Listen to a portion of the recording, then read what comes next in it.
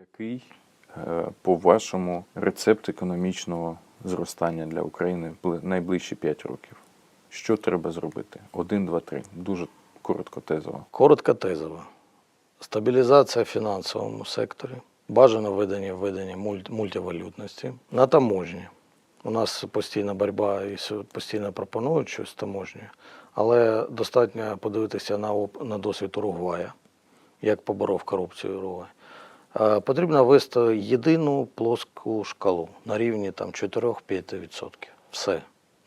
На всі товари та послуги, які перетинають кордон. І зникла корупція відразу.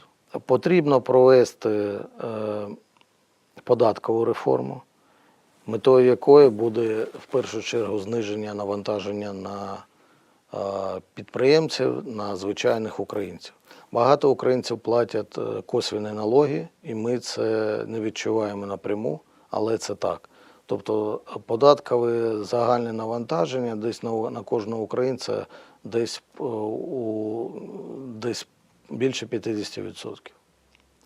А якщо до цього додати ще іздержки по дерегуляції, які виконує держава, транзакційні видатки, це мається на увазі, мені потрібно щось там оформити, якийсь лист, я повинен наймати юриста і сплачувати це якийсь, але взагалі поставити питання, навіщо цей лист взагалі-то. Можна його відмінити, і тоді у вас не буде цих транзакційних видатків. Вони складають близько 5% ВВП, до речі, на кожного українця. Я би зробив би регуляторну гільйотину. Я би відразу в один день відмінив би всі регуляторні акти. І далі би підготував би невеличкий пакет, відразу який би прийняли замість цього законодавства, яке існує. Невеличкий пакет на алкоголь, на цигарки, на нафту, усі акцизи. А далі я би запропонував державним органам модель, що вони повинні довести мені, що їх регуляція призведе до економічного росту та росту благосостояння українців. Якщо вони це не доводять, ця регуляція не потрібна. Більше того, я би регуляції спустив би ці на нижчий рівень і вирішувати про те, чи вводити чи ні ту чи іншу регуляцію повинні громади, а не державні органи. Звісно, такі міністерства, реформа міністерств, звісно, вони не потрібна. Нам така кількість їх достатня.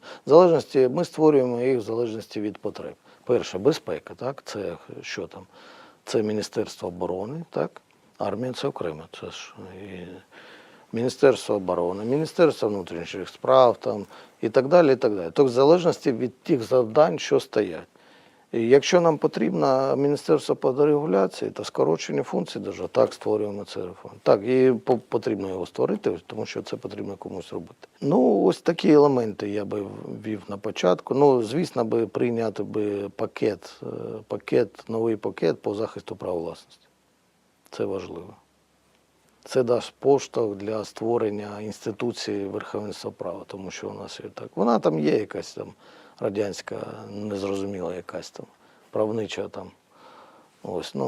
Коротко, приймуть це все чи ні? Я не бачу зараз тої політичної сили, яка би це могла би хоча б запропонувати суспільству. Тому ми і створили цей мозковий центр для того, щоб стати адвокатами, тобто просувати саме ці ідеї і роз'ясняти людям, а також активним політикам, громадським активістам, що те, що вони пропонують, і те, як вони дивляться на цю чи іншу проблему, потрібно подивитися з іншого боку. Це як з корупцією, розумієте? Не потрібно боротися з корупцією, з наслідками. Потрібно боротися з причинами. У нас всі органи, всі активісти борються з наслідками. Це безконечна боротьба. Вона завжди. Потрібно прибирати причини. А причини в тому, що в тій сфері, де є корупція, завжди є чиновник або бюрократ. Завжди є бюрократ.